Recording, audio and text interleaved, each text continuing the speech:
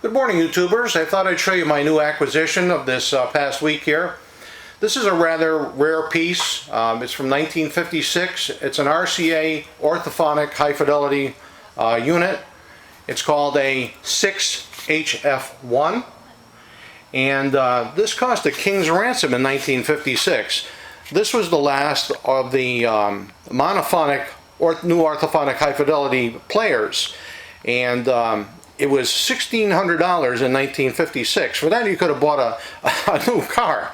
It was obviously owned by people that were more well off, you know, the more affluent people that could afford something like this. They expected the best and they got the best. The cabinet is mahogany, and this is the basic unit. The basic unit features an AM/FM tuner with vernier tuning and also the tuning eye. If we pull out the drawer here where it says Victrola,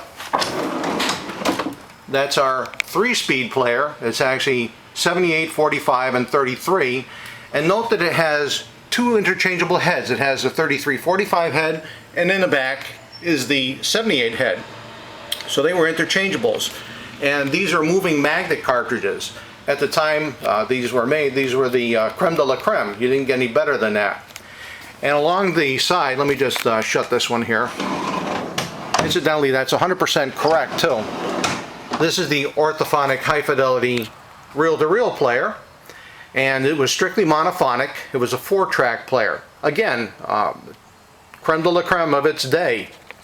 And along the side here, when you open this up, there's a little trap door like, and the microphone would sit in there. And that microphone is right up here.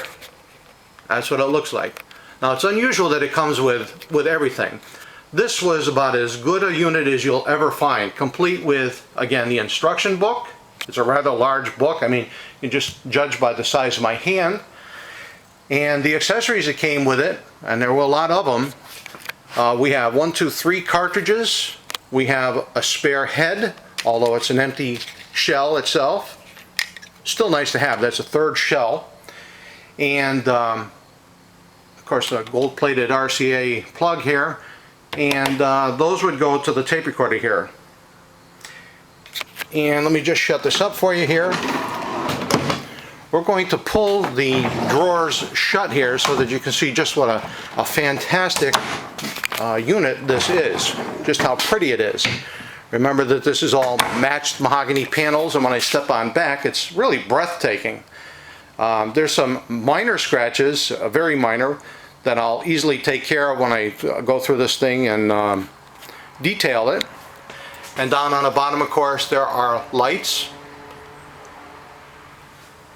And this would be the matching speaker to go with the console. Remember that the console itself had no speakers in it whatsoever. So this matching piece had a 15-inch woofer, it had a mid-range, and it has 2 tweeters inside. And this is a very large piece of furniture. I've got to make some room downstairs for this thing. It's a monster. So this will be my winter project. Looking in the back, this I've taken off. That's the back of the unit itself. And looking behind, we're going to see the amplifier. It's got 4 6V6s in it, or 6L6s, I'm not sure which. Well, we'll know better when I dig into it. And of course, there's the receiver and just the lower portion here.